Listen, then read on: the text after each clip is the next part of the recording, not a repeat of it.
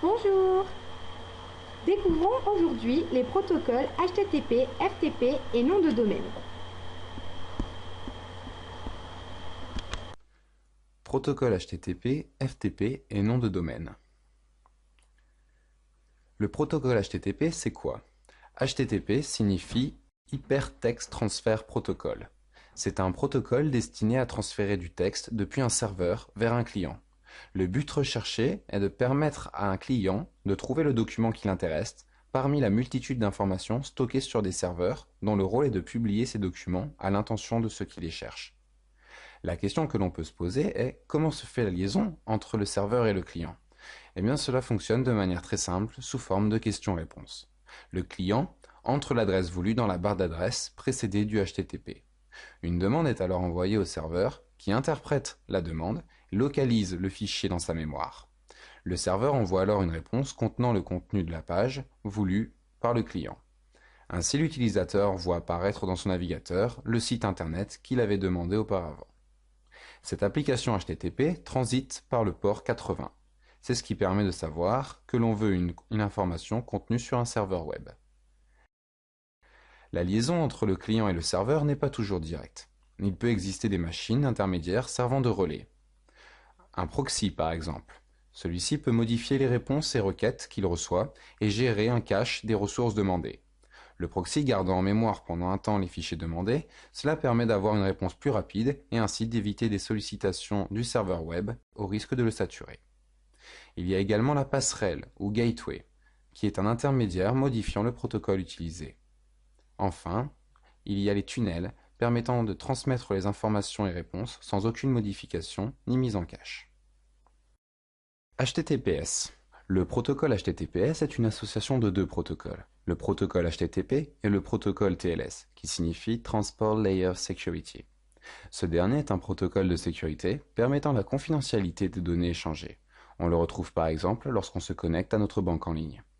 Chaque utilisateur possède une clé publique et une clé privée unique, qui sont associées et n'appartiennent qu'à une seule personne.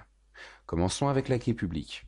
Cette clé est accessible à tous et permet de crypter l'information. Prenons l'exemple d'Alexandra, voulant envoyer un message crypté à Rémi. Elle va télécharger la clé publique de Rémi et ainsi crypter son message qu'elle va lui envoyer. La clé privée est quant à elle accessible que par une personne. Elle permettra de décrypter l'information et ainsi de lire le message.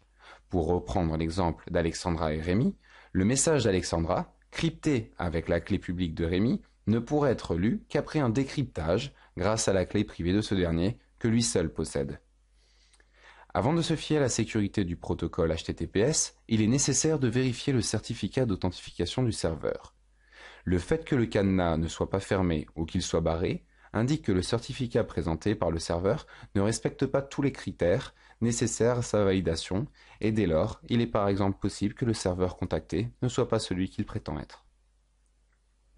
Intéressons-nous maintenant au FTP. FTP signifie File Transfer Protocol. C'est un protocole TCP dédié à l'échange de fichiers selon le modèle client-serveur. Le client envoie ses requêtes, le serveur réagit à celles-ci. Il existe deux modes d'action au serveur, un mode actif et un mode passif. Intéressons-nous tout d'abord au mode actif. Dans un premier temps, le client va établir une connexion dite de contrôle vers le serveur en se connectant sur le port 21 et en utilisant un port source supérieur à 1023 que l'on notera N. Cette connexion sert à s'identifier et à transmettre les commandes de fichiers, du type transfert, suppression, renommage de fichiers. Une fois la connexion établie, le client envoie une commande afin que le serveur sache vers quel port envoyer les données, et le client commencera à écouter sur ce port N+1. Le serveur FTP établit à son tour une connexion, dite de données, en partance du port 20 et vers le port N+1 du client. Cette connexion sert à transférer les données requises par le client, contenu des fichiers, liste des fichiers, etc. Une connexion, représentée ici en orange, est initiée par le serveur vers le client. En cas de pare-feu ou firewall au niveau du client, celui-ci filtrant les flux entrants, cela peut poser un problème car seuls les flux établis ou existants sont autorisés à rentrer. Voyons maintenant le mode passif. Dans ce mode, c'est le client qui initialise les deux connexions. Pour une connexion passive, le client ouvre deux ports, celui supérieur à 1023 que l'on notera N et un N+1. C'est comme pour le mode actif. Il y a dans un premier temps une connexion dite de contrôle du client FTP vers le serveur FTP. Le client, à partir du port N, s'adresse au serveur FTP sur son port 21. Il lui envoie également une commande PASV. Cette commande autorise le serveur à ouvrir un port supérieur à 1023 que l'on notera P. Le serveur peut alors envoyer le numéro du port P au client avec la commande port P. Le client, à partir du second port ouvert, le N+1, va établir une connexion sur le port P du serveur pour le transfert de données. Ce mode est beaucoup plus sûr que le FTP en mode actif. Ici, le serveur n'initie aucune connexion. Le pare-feu ne laisse passer que les flux initiés par le client, représentés ici en bleu et en vert. Ce mode est donc qualifié de firewall friendly. Intéressons-nous maintenant au nom de domaine. Le nom de domaine, qu'est-ce que c'est? Le nom de domaine est un masque qu'on applique sur l'adresse IP pour simplifier la vie de l'utilisateur. En effet, pour un humain, il est beaucoup plus simple de retenir l'adresse wikipedia.fr plutôt que la suite de chiffres 91.198.174.2. Mais le domaine, au fait, le domaine correspond à l'extension, par exemple .fr, et désigne tous les ordinateurs enregistrés auprès de l'AFNIC. L'AFNIC, qu'est-ce que c'est? C'est l'Association française pour le nommage Internet en coopération. De façon plus claire, c'est une association créée par l'INRIA et l'État français en 1997. Cette association gère l'extension .fr en attribuant aux personnes le voulant un nom plus le .fr. Par exemple, item.fr. Au niveau international, c'est l'INCAM qui gère les noms de domaine.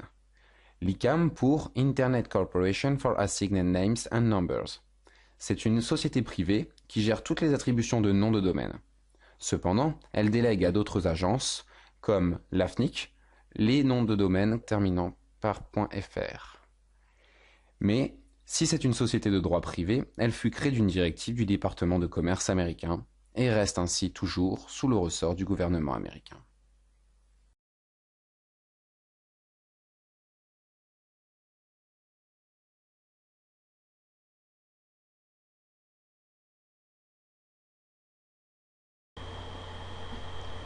Bien, nous avons vu aujourd'hui une partie des protocoles. Je vous invite à regarder la prochaine vidéo pour découvrir la suite.